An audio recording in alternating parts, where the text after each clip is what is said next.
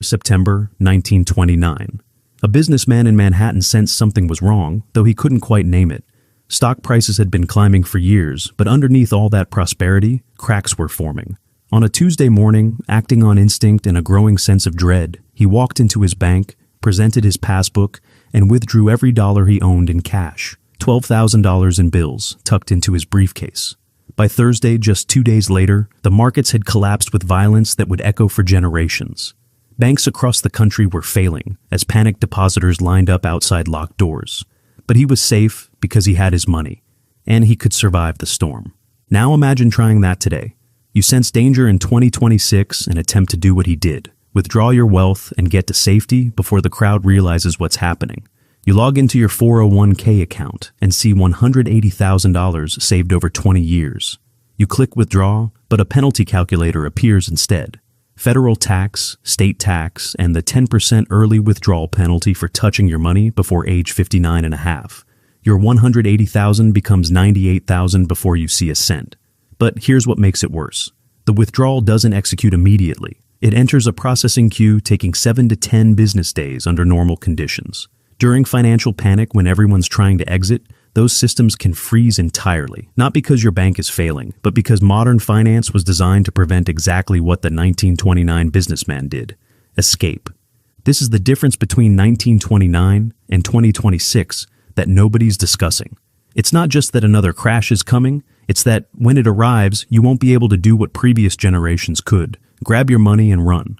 Your wealth is trapped inside systems with time locks, penalty gates, and legal restrictions that slam shut when everyone tries to leave at once.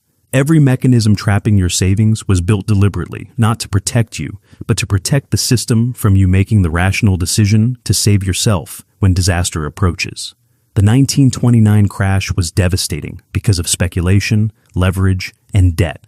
The 2026 crash will be catastrophic for a different reason: digital cages that prevent escape even for those who see danger coming. Let me show you how we got here, why the traps are tighter than ever, and why 2026 makes 1929 look like a rehearsal. The 1929 crash destroyed millions of lives, but had one feature that today's system eliminated: immediate access to your money. Understanding this is crucial to seeing what we've lost. In 1929, your savings account worked simply. You walked into your bank, presented your passbook, a small ledger with handwritten entries, and requested your balance. The teller counted cash from the drawer. Same-day withdrawals of your entire balance were standard. No processing periods, no approval workflows, no suspicious activity reviews. If you wanted your money, it was yours within the hour. Stock ownership was equally direct. When you bought shares, you received physical stock certificates, ornate paper documents with your name and share count. These weren't digital entries in a database. They were property you held. To sell, you could find a buyer directly, hand over the certificate, and receive payment, or sell through a broker with settlement in 3 days, not 3 weeks, and not subject to trading halts. 3 days, predictably. This meant investors who sensed trouble in September 1929 had options. They could liquidate positions, withdraw from banks, and convert everything to cash or gold. Many tried. The problem wasn't that the system prevented escape. The problem was most people didn't see it coming until too late. When the crash hit October 24th, 1929, those positioned in cash and gold survived. Those who hesitated, who believed the reassurances, who waited one more day, were destroyed. But destruction came from their decisions, not from the system physically preventing action. Banks that failed didn't freeze accounts beforehand.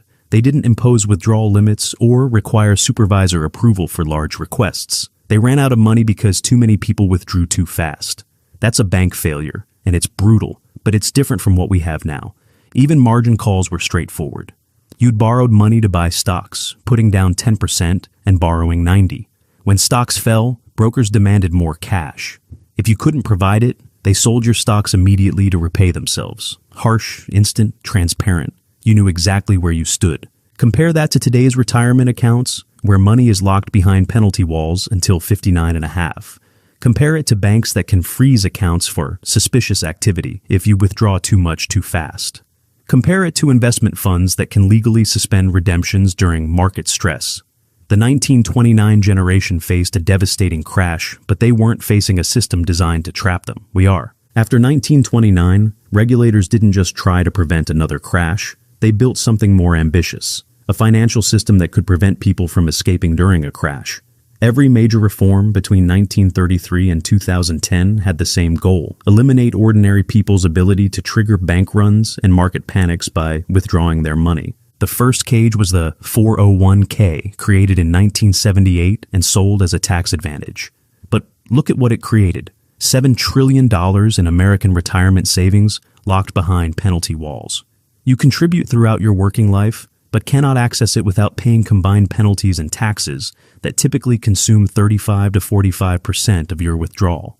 But penalties are just the first lock. The second is time. When you request a 401k withdrawal, you don't get money instantly. Plan administrators process requests, taking 7 to 10 business days under normal conditions. During market stress, when everyone's withdrawing simultaneously, timelines extend indefinitely. Some providers can legally suspend withdrawals entirely for administrative review or plan valuation uncertainty. This happened during 2008. Fidelity, one of the largest 401k administrators, suspended certain withdrawal requests for weeks. Participants logged in to find temporarily unavailable messages. Their money was there on screen, but they couldn't access it. Not because they lacked funds, but because the system includes gates that close during volatility. Then there's banking itself, which has quietly restricted cash access for years. Try withdrawing $10,000 or more in cash. Federal law requires banks to file a currency transaction report with FinCEN. Banks also have discretion to delay withdrawals for a suspicious activity review if they determine your request is unusual. Daily ATM limits typically cap at $500 to $1,000, meaning even with $50,000 in your checking account, physically accessing it would require 50 to 100 separate transactions over weeks or months. The crisis would be over before you could extract your own funds.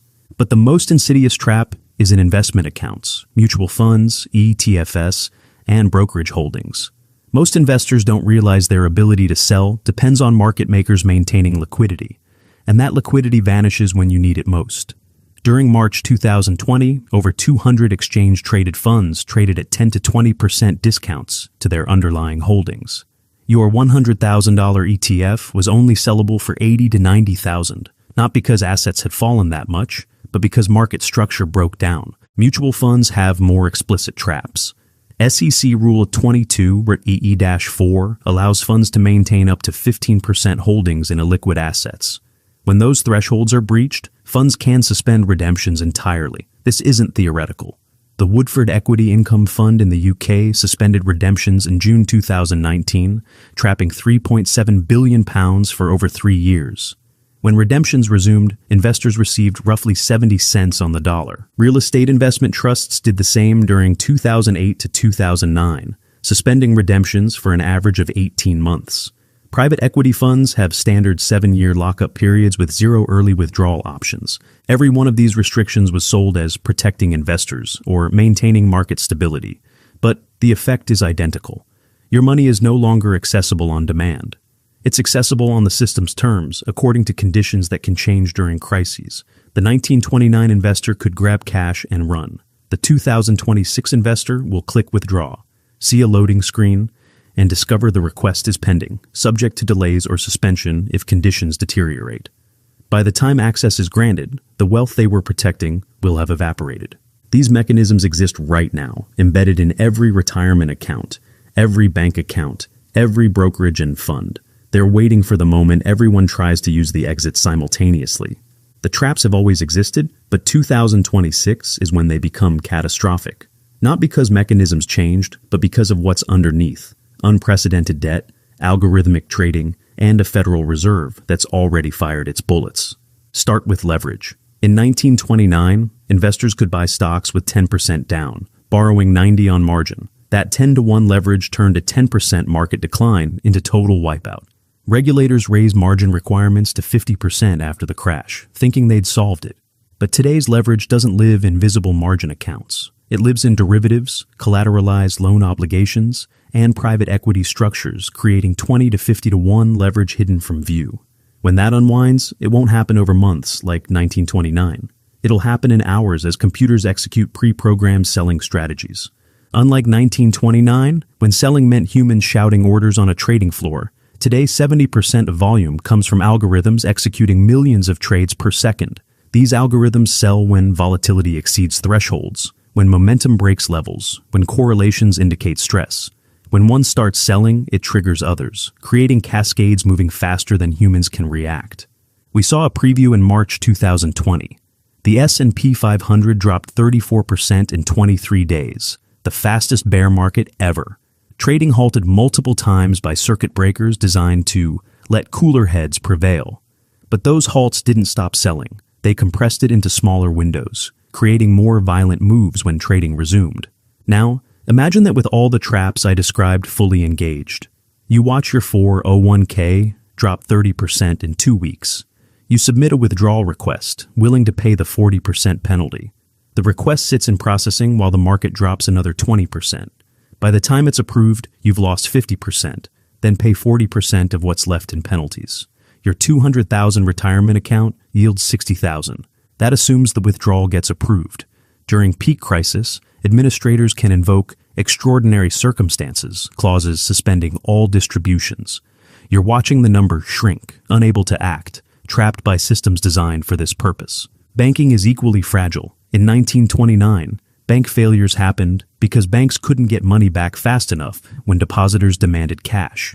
Today, banks hold more reserves and face stricter requirements. But those reserves are useless if payment systems freeze. Modern banking runs on digital infrastructure, Fedwire for large transfers, ACH for routine payments, SWIFT for international movement. Each system has quotas and can be overwhelmed during stress.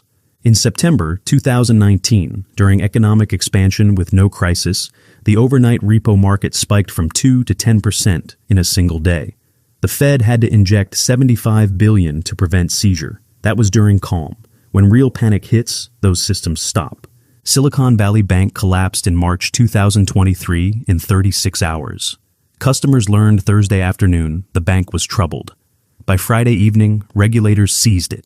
Depositors with more than $250,000 had no access until the following Tuesday, when the FDIC created a bridge bank, 4 days without money.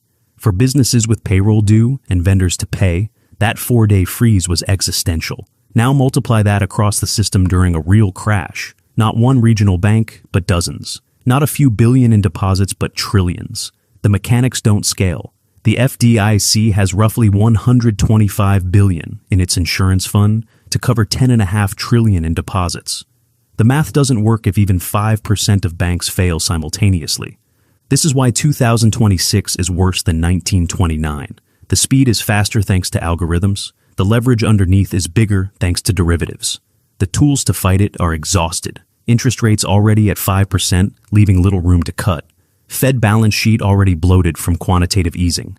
Government debt at $35 trillion, leaving no room for massive stimulus.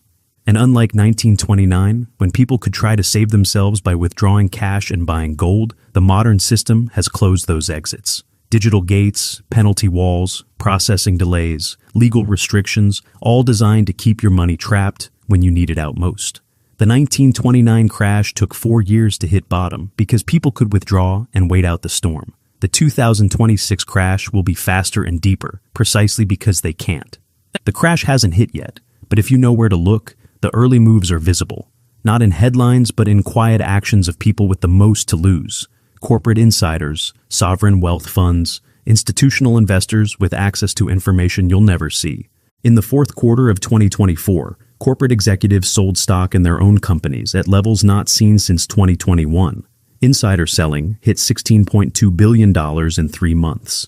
Executives exercising options and dumping shares at 4 times the normal rate. These aren't retail investors panicking. These are CEOs, CFOs, and board members who see quarterly numbers before they're announced, who attend strategy meetings where real problems are discussed. When insiders sell, they're not timing a 10% correction. They're getting liquid before something bigger breaks. Sovereign wealth funds are making similar moves. Data from the third quarter and the fourth quarter of 2024 shows significant shifts away from U.S. equities toward gold, commodities, and short-duration bonds. Norway's government pension fund reduced equity allocation by 18% in 2024. Abu Dhabi Investment Authority increased gold holdings to levels not seen since 2008. These aren't institutions that panic. They manage trillions across decades, focused on long-term stability. When they reposition this defensively, it's because their models show risks that justify sacrificing upside to protect capital. Then there's the Treasury market, the $27 trillion foundation of global finance. In October 2024, liquidity started deteriorating in ways mirroring pre-crisis conditions. The bid-ask spread widened significantly. Large orders that used to move the market by a few basis points started creating 15 to 20 basis point swings. This is the illiquidity that precedes breakdowns. It means there aren't enough market makers willing to take the other side of trades. People are getting nervous about holding even treasuries, the supposed safest asset in the world.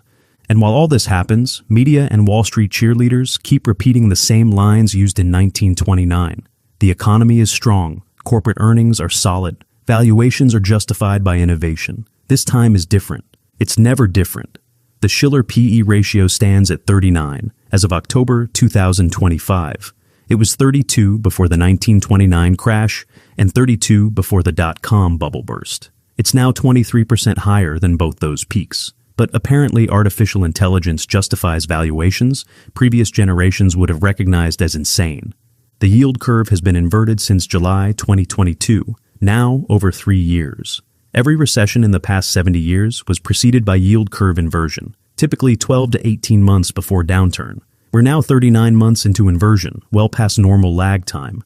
Here's what makes this moment uniquely dangerous.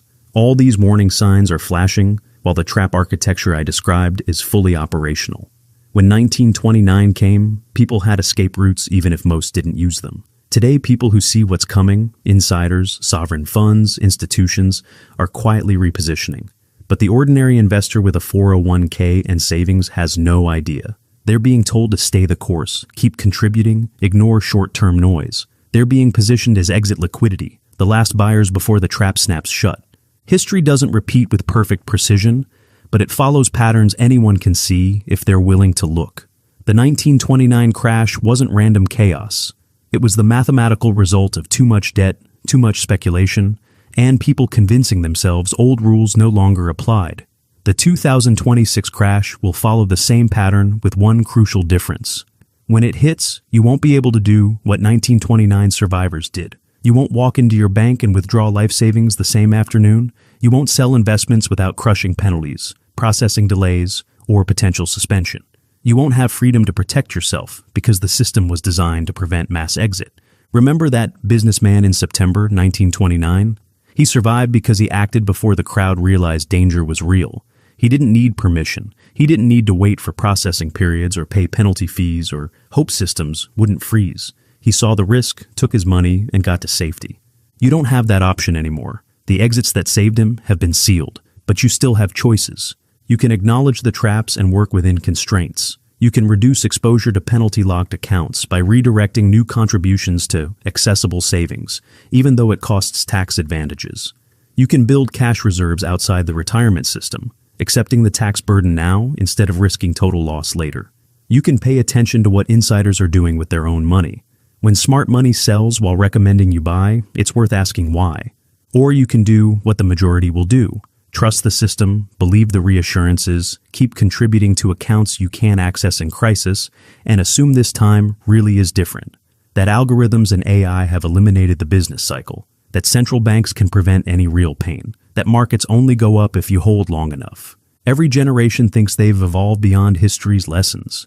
The 1920s generation thought industrial technology created permanent prosperity.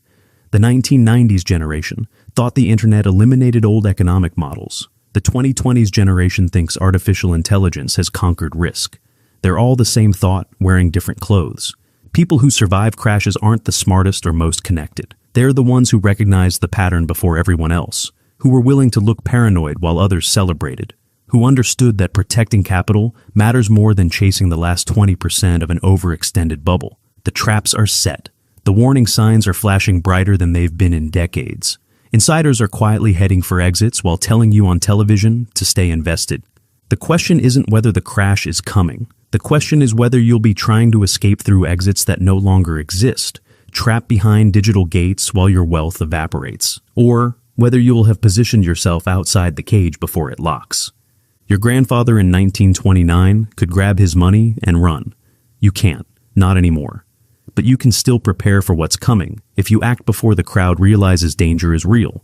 Because once everyone tries to leave simultaneously, the gates close, the systems freeze, and the wealth you thought you had becomes a number on a screen that shrinks by the hour while you watch, helpless and unable to act. The choice is yours. The timeline is closing.